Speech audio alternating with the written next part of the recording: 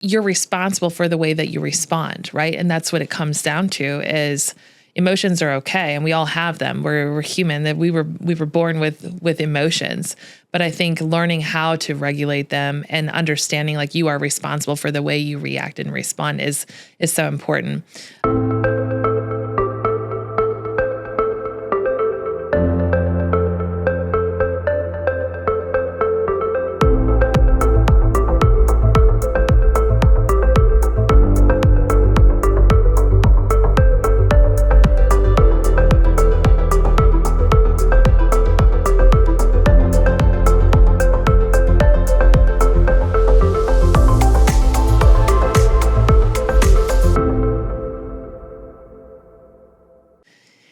So, Julie, we're talking about emotional responding in this episode, and I feel like there's a lot to unpack about emotional responding, and I'm probably a good example of sometimes being the crier or responding with tears because there's so much emotion. But let's talk about what is it exactly?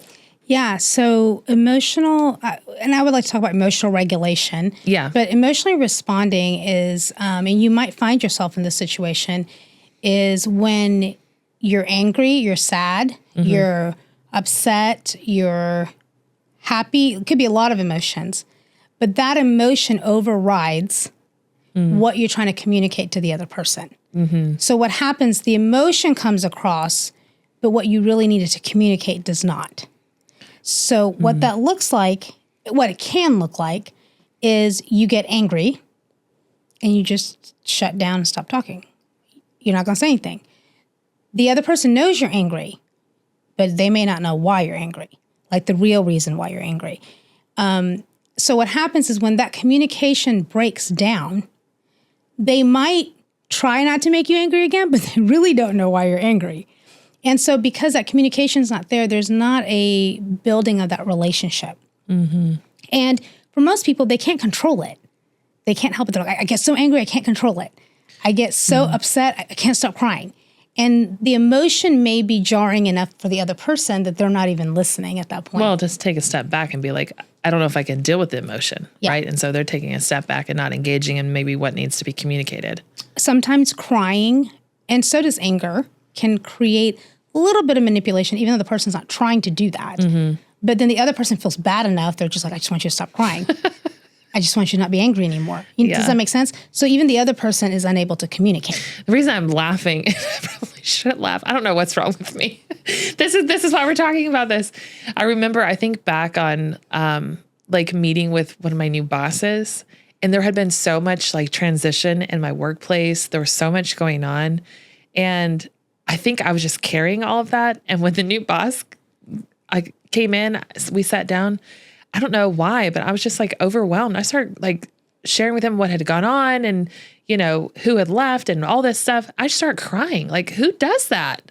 Like, I cried with first day of my boss's first day. I've had employees cry to me. I don't know if it's valid or not valid. I understand it. Yeah. But I feel like I have to get them to stop crying to really be able to understand what's going on. So I always tell people, I used to be a crier. Like I used to cry. If you ask my siblings, I used to cry about everything. Like I couldn't even speak. I just start crying and then just be mad and just cry. And I remember maybe in my 20s feeling, I don't want to do this because all that's happening is I keep crying and I'm never understood because I'm too emotional to be able to communicate what's really happening. So even the people that you're trying to communicate with can't. They don't know what's going on. They just want you to stop crying. You know, and they're like, oh, we're sorry. They're not really sorry. They're just sorry that you're crying. They're sorry that they don't want you to be hurt.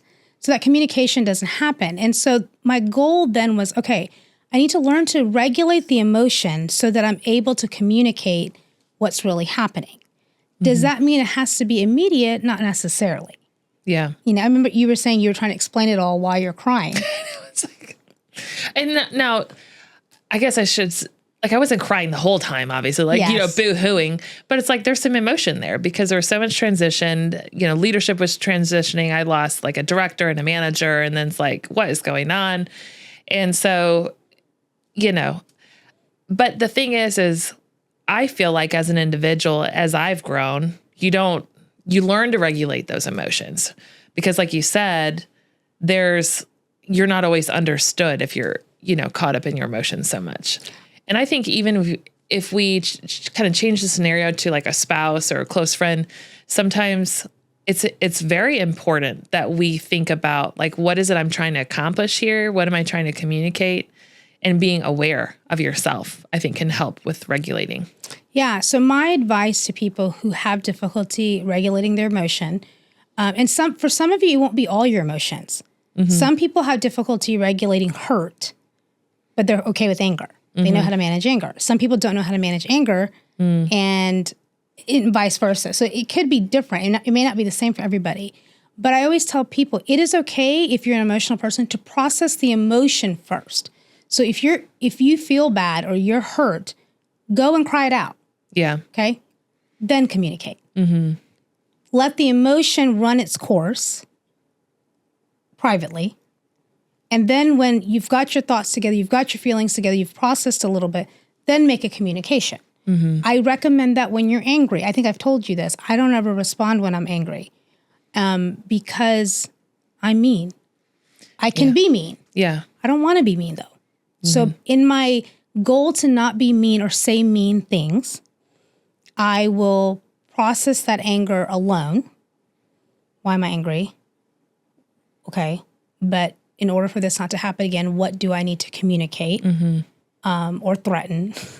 Like, I process the anger. I'm not saying I don't feel angry. I do. Yeah. I have to process that because if I process the anger and never say anything, I can have a good expectation that it's going to happen again. Mm-hmm. Because at no point did I ever communicate to somebody, hey, this made me very angry and this is why. Right. So it's okay to I don't feel like people need to get rid of emotions. I think emotions are good.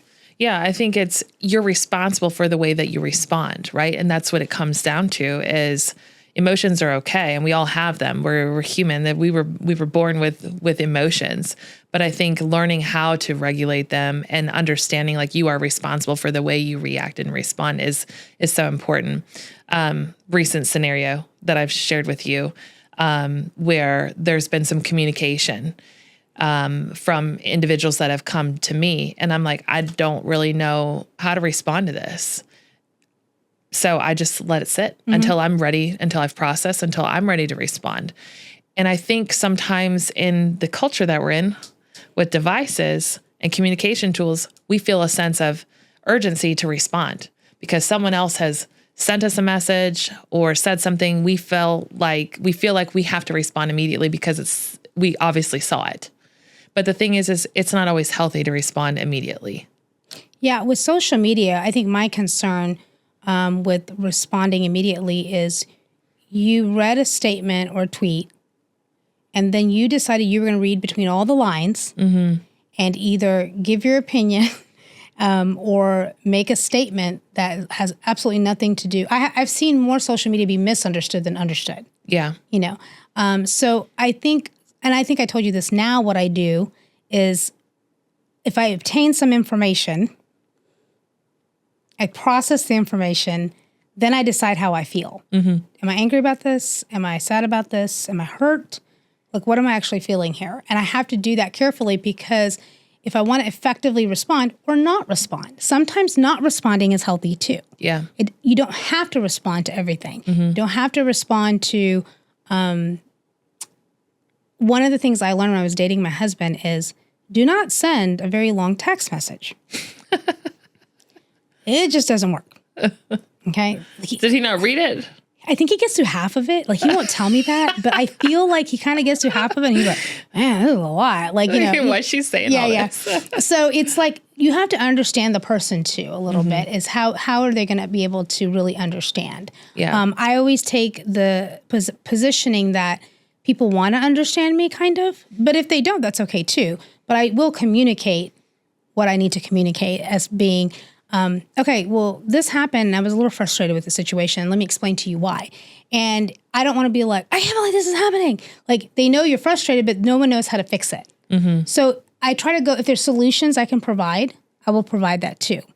And so what we see is we'll say something and then people are crying or they're yelling. I call it the Karen movement, unregulated emotions. The Karen movement. Like, you see all those videos of Karens that are reacting without understanding the situation. The Karen movement, unregulated emotions. Yeah. You don't want to understand what's happening. You are seeing something happen and you are filling in the blanks and then making an assumption.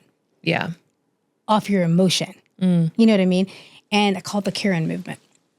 So it's just, so how do you do that? So, but most people I know that do that, and you say this, but I really want people to understand. You don't want to be crying. Yeah. And then someone's like, oh, this over-emotional woman. Look, because that's what I felt like when I was, anytime I tried to explain something, it was like, you're being overly emotional. And men tend to shut down. Oh, okay. They do. You're shutting down. Okay. So then like people roll their eyes and it's like, you're not getting you're not accomplishing anything. Well, you're not accomplishing anything. And people assume that that person is okay with what happened. They're not okay with what happened. They just don't know how to communicate what's happened. You know? And I think sometimes too, when you are emotionally responding to something, you're not taken seriously, and it takes away from your own credibility. And especially if it's a spouse situation, sure, you want your feelings to be valid. Well, if you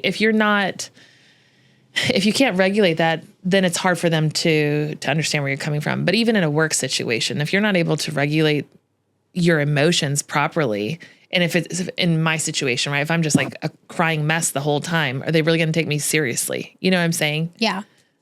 But I also think in it's not just crying. It's some people, when you're being blunt or on it, they're like, you're getting defensive. And I'm like, I'm not getting defensive. I'm trying to understand if nobody's seeing it from my way. But the thing is, the tone matters. The tone in which you speak matters. And people perceive your emotion based off your tone. And we've talked about this cultural aspects of how we communicate, how different cultures have, some cultures won't make eye contact with you. In other cultures, not making eye contact is super offensive. And so there's like all these overlying boundaries, and you're trying to make sure that the person speaking to you, they might be doing something respectful, but you might think it's disrespectful. Yeah. So I always tell people, it's okay if you're an emotional person. And if you're walking through that, the first thing you need to do is go manage your emotion first, then put the pieces together of how you want to communicate. Right. Like take a few minutes before you respond. Yeah. It's so funny you said tone, because I can literally hear my husband, Taryn, like, why did you change your tone? I'm like, why should I have to? Like, seriously. But that's not a healthy response. Like, it's not like I should be aware of my tone more. And I think sometimes, like with those that we're closest with, like a spouse or family, sometimes we don't watch our tone as much, and we should. Yeah. We definitely Tone should. is important. And people you're very comfortable with, like a spouse or family member, they feel like, I know you well enough that you know me, so I shouldn't have to change my tone. Yeah. Change your tone. Like, definitely change your tone. Like, they have emotions too. Yeah. And so. Well, I think that when we think that way, though, that I don't have to change my tone. That's on you.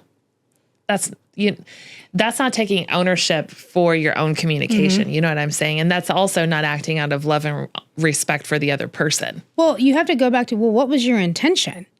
Was your intention to make them feel bad? Or, because if they're saying that the tone was wrong and you're discrediting the fact that the tone wasn't wrong, what you're saying is what you felt from that is irrelevant. And I don't think that's healthy. And I don't think it's not. Yeah. And I don't think that's kind. So like when someone's saying something, and I always get on my husband about this, because his tone, especially when he talks to his mom, I'm like, you need to change your tone. Your tone is, he's like, well, I'm just telling like it is. You need to change your tone. Well, she's my mom. You need to change your tone. Yeah. Your mom has feelings and you can hurt them. And your tone needs to be more, and I was like, that's not your intention. It's not his intention by any means. But the tone makes a difference. And that's hard for some of us who've got a little bit of sass in our DNA. Because I think being condescending has a tone. It does. I had to learn how to not do that. I know. And from years of watching The Office, sarcasm has a tone. And so like people doesn't read that the same way. And you can have an emotional response from somebody being sarcastic, because you're like, was that a punch at me? Like, what are you saying? Dry sense of humor has a tone. Well, and I think sometimes, like, I don't know about your husband, but my husband is very sarcastic, and he just thinks it's great. I think it's great. I think he's hilarious. Y'all got problems. But I'm like, it's not always necessary, because I take it as you're not being intentional, and cuts down sometimes. And I think he's hilarious, but okay. It's just whatever. Sorry, honey. My type of humor. Yeah. But see, that's the point though, is everyone has a different perception of what is good communication, what is not. And I think we have to think about what is our end goal? Like, what are we trying to accomplish? What are we trying to achieve in our communication? And if it's taking a moment and processing or taking a moment before we deliver something, and immediate sarcasm just isn't always the answer in my book. I'm just saying. So are you saying sarcasm doesn't solve all the problems of the world? No, it doesn't. It doesn't. So the other interesting part about it is I think emotional regulation too can be difficult. Like there's situations where you're not requiring emotional regulation. Somebody's died. I am not requiring any type of emotional regulation from anyone who has lost a family member. Well, yeah. So there's situations and places where I'm like, okay, but I think there's times where if you want people to understand you and that is your goal and you want people to really understand where you're coming from, there has to be a point where the emotion doesn't override what you're truly trying to communicate.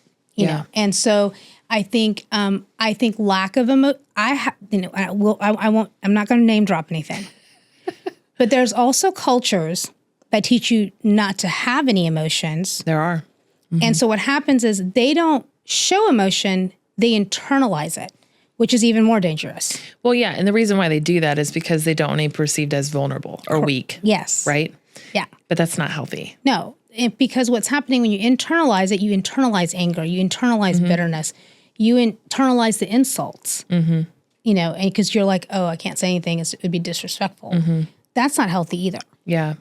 You know, I'm all about a good comeback, very respectfully, you know, to put people in their place.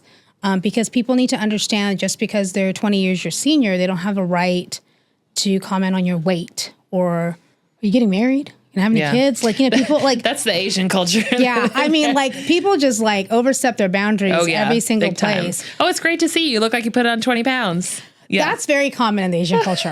Like, me and my sister always have this joke because, like, we haven't seen each other in a few years and we'll see each other. You got fat. Like, literally the first thing. And people are like, I can't believe your sister said that to me. I was like, that's just my sister. It's like, it's fine. Yeah. But that's very common. Ooh, you lost weight. Like, it's the first thing, like, as they say. It's maybe the most obvious thing that they're recognizing. Yeah. But I would not do that to my American friends. Like, I wouldn't be like, hey, girl, you got fat. I remember. Like, what's going on? My best friend grew up in Israel. And she's from Chattanooga. And she grew up in Israel. And she was my best friend in college. And my dad decided he was going to visit Chattanooga. And he came to my workplace and me and her worked together. Yeah. Okay. So we're college kids now, first, second year by ourselves. We're eating a lot of Chick-fil-A and fast food because you go to college in the morning, go to work, and then it's late when you get home. My dad decides to come into work. She's in the front, and my dad goes up to her, grabs both of her cheeks in front of everybody that works there, grabs her, oh, Leah, you got so fat.